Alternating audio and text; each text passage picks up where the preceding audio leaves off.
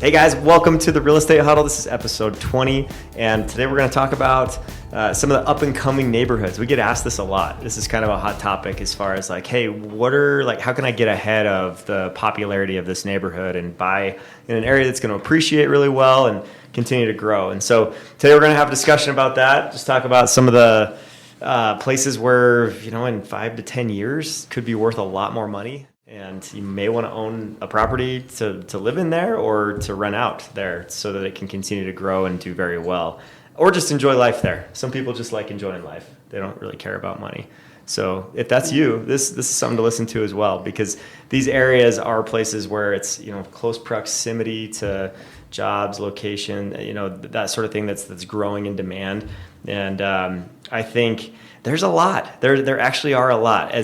Like we saw in the pandemic, right? Everybody was in Denver and then spread out. And it was like an exodus from Denver because downtown wasn't in great shape if you ever went down there during the pandemic. And so a lot of people left. And then now a lot of people are coming back to these areas that are like not quite downtown, but like close to it, right? Mm-hmm. So some of those in that category that I think we would mention, one would be Harvey Park is a big one. And like talk about a tight-knit neighborhood. It's crazy. There's like watchdogs everywhere. Their next door is insane. They have oh yeah, like they look out for each other. Like everyone's just like buys into the neighborhood, and it's just they have this camaraderie and community feel within the neighborhood. Without an HOA, it's all on the owners. Like they just organically do it. So there has to be fewer scrapes and builds there because there are. I haven't seen much of that. There's a lot of 1940s. As soon as that would happen, it would kind of lose a lot of that personality. Mm-hmm. Yeah, I think so. And I think that the owners would kind of be upset about that because they want to preserve it and like keep it the way it is. And it's fairly like one of the more affordable places to buy too, but highly competitive as well. Like it seems like price points start here, but almost all the time when things pop up there, they go quick and for quite a bit of money just because it is a desirable neighborhood to live in. And people love it. I mean, you're just west of I-25, and south of downtown, just kind of the southwest side there, but like 10-minute commute to downtown, super close to everything. You can get to watch Park easy. Yeah. So where is that in relation to like Sloans Lake? Really close. So like Sloans Lake is going to be Villa Lake. Yeah, so that'll be north of there. Like Sloans Lake, Edgewater runs into kind of the Highlands area. That's all north, so northwest of the highway there. So you're and Sloans Lake's another one that's just way up and coming because like Edgewater is its own city, right? And so that's been growing a ton as far as just popularity because you're so close to everything. You've got those views coming off, of all of downtown and everything close to the mountains. It's a good spot. And the lake. I love Sloans Lake. It's beautiful. I know there's, West Colfax right there. Mm-hmm. So Sloans Lake is just north of that, but just south of Colfax, I mean, that area right there is exploding. Yeah. They've scraped so much, and brand new townhomes are going up on every street, and I've seen them. They're very, very nice. It's getting harder and harder. Like even Platt Park, that's what everyone wants to do. Find that $1 million scraper. Mm-hmm. So I guess that still counts as up and coming. That's a different mindset. Yeah. But you're still finding these 50s small homes that have great bones. Yeah, and that's the key. Proximity, everything. Yeah. Yeah. Well, and on that note, like the places where I'm seeing the most scrapes and turnover are the places that have the highest like price per square foot. In a lot of cases, like the Highlands has just been booming for 15 years now, where price per square foot's gone from like $250 a square foot to now like over $1,000 a square foot, which is insane. Like for an outsider that's listening to this, like outside of the Denver area, coming from like the Midwest or something, they're like, like their mind was just blown, right? Absolutely. That was it's my hard joke. to imagine. So that's way more up than coming. Yeah. Highlands, because that was it. Yeah. 20 years ago, 15 years ago. Totally. So you'll see investors scraping entire homes, building a new home on there, or popping the top, which happens a lot, where they just level off the top and build another story on top of it and create more square footage that way. And that produces a lot of value, for investors. What you were saying too, like that South Broadway area, and also like Virginia Village, we've seen Bonnie Bray, we've seen a lot of these scrapes happen there, but also especially South Broadway. I've noticed like they're doing a ton because Inglewood is very, very duplex friendly and multi-unit friendly. There's where a lot going Denver, it's a lot tougher. There's a lot of red tape that you have to go around, and especially in all the other cities like suburbs. But Inglewood, like they love it. They Inglewood at South Broadway, it's Yep. exploding, and you could still get stuff for a good price. Yeah. I think. Yeah, there's some Going to get really competitive coming up, isn't it? and great lots. They just had a new change in their zoning that just got passed, and it allows like any unit to have an ADU, an accessory dwelling unit, on the back of it. So you can build another unit on the back of almost any unit in Inglewood now. So it's very friendly for investors. There's a proposal being debated to allow that in many more places, that your own ADU on your property. Well, because we have low inventory, right? Yeah. It's not going to be solved by just building more and more outside of the city. Like you have to create places for people to live that are close to work and And that you sort of thing. see, Broadway and I-25, all those huge multifamilies going up. Yeah, I mean, it's gonna do great for the businesses down there too. totally. Yeah. So Yeah. the area that I was talking about we love a place called Southern Hills, which is like north of Hamden, west of University, which is very developed. Homes aren't huge, but it's a great neighborhood. On the other side of University is where I think of University Hills. Yeah. And that's where there are still good-sized lots, nice homes. Mostly people are buying to scrape them. Yep. Yeah. And that whole university area is very expensive, but University Hills for some reason is like their value's been not suppressed, but like not grown at the same rate. Because you got 25 right there, but Yeah. Yep. So yeah, no, there's some good opportunities there, and you're seeing a lot of flips there. I mean, you drive down some of those streets, it's like a quarter of the street's been completely scraped and redone. And on the South Broadway, what I was mentioning before, you've got some opportunities where some investors have come in and bought a rundown home that's like a 1,200 square foot ranch home on a quarter acre, but zoned for duplex. Yes. And they'll scrape that, get rid of it, and build two 2,200 square foot, 3-story duplexes like that are Brilliant. Yeah, or units that are a duplex that end up going for $1 million each, Yep. and they're walking away $2 million minus expensive building minus $500 for acquiring the place. Such good opportunity over there. Yeah, if you know how to build, develop, or have some of those skills, you can put that together. And the city of Inglewood, like the planning division, is really helpful too. Like they'll meet with you, show you like designs of what you could do there, and talk specific lots. And they're one of the better city places to work with rather than and all others. we talked about all the restaurants and all the stores and shops, and the walkability is it's really great. So it's kind of like a good place to be. even it's probably just past the peak now, but north of Main Street in Littleton to the east of 85, Yeah. in the last, I don't know, 8-10 years, that whole thing has turned over, and it's all these really nice designed duplexes, triplexes.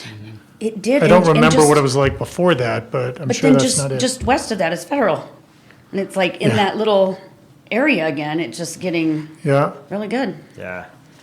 Yeah. And you've got Baker is an up and coming place that's even closer to the city.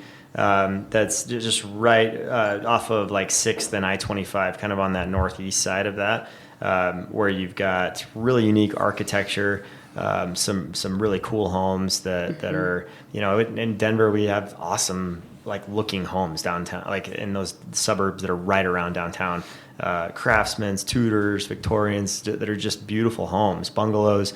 And so it's unique, and some people just prefer that way more over the production cookie cutter homes that you see, a little further out. Yeah. But Baker's up and coming because they've got a great nightlife scene. They've got lots of good restaurants that are establishing yeah. too. Where's Baker? Remind me where that is. Yep. So we're just east of I-25 and right off of just south of the city. You're right by 6th and I-25, basically, just on the east side of I-25, tucked up to the highway there. Oh, wow. But it's big. It's kind of a big neighborhood, so you can get off the highway and not have as much noise. And so that one's definitely up and coming.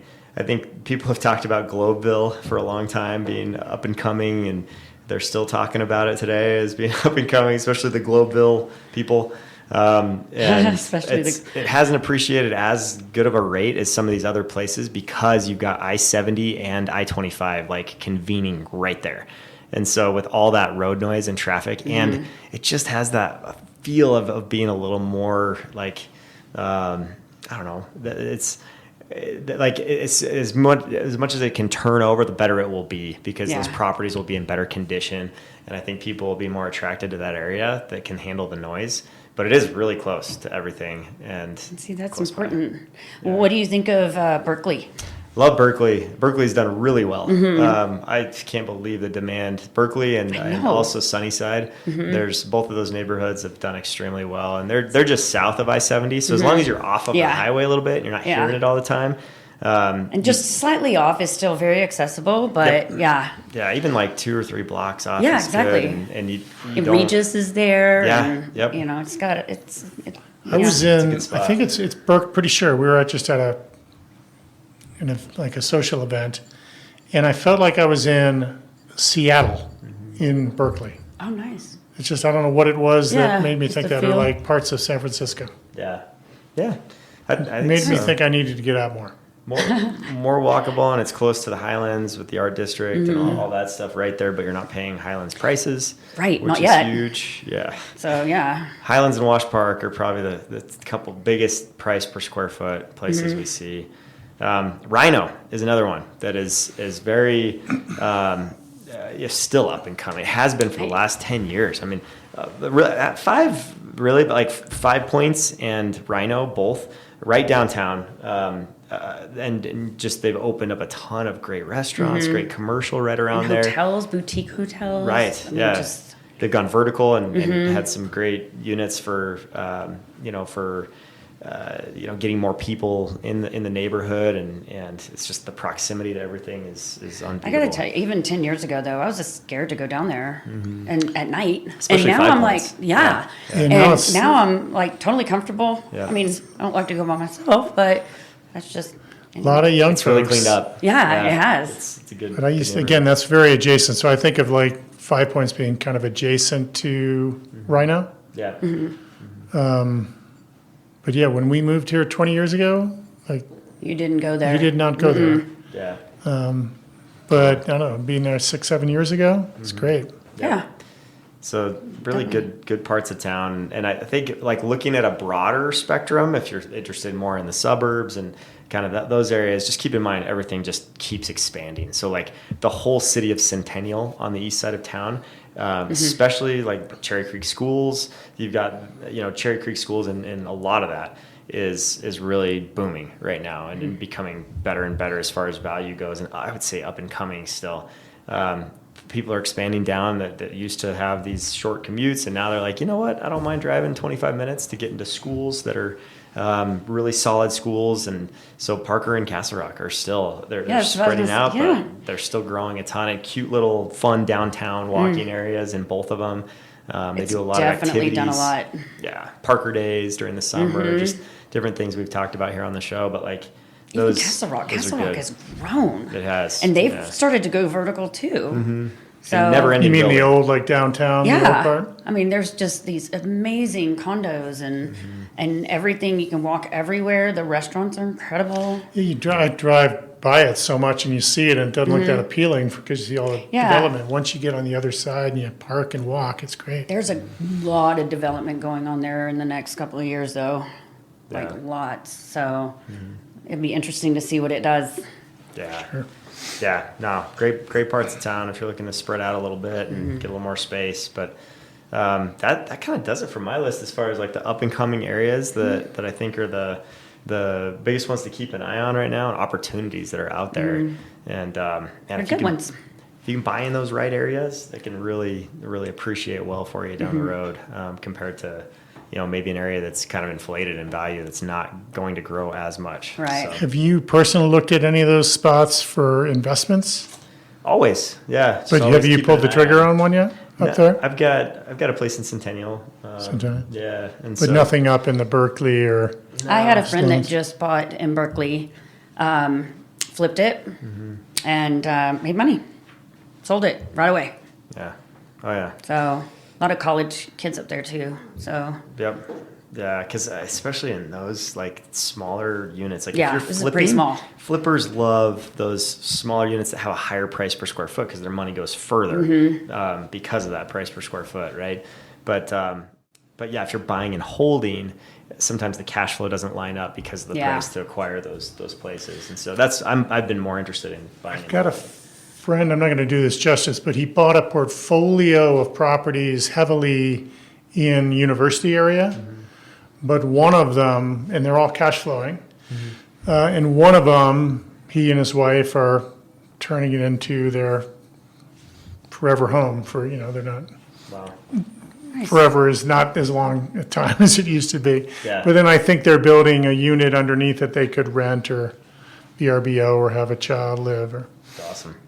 Very cool. A lot of good opportunities out there. Thanks so much for joining us, guys, for this episode. Hopefully it lets you know where these up and coming areas are, and if you do have interest in knowing more about these or like the actual homes that are available in these pockets, because sometimes it's hard to find because you can't search by city on the MLS or on like Zillow or some of those. You can search by city but not by neighborhood in some aspects of it.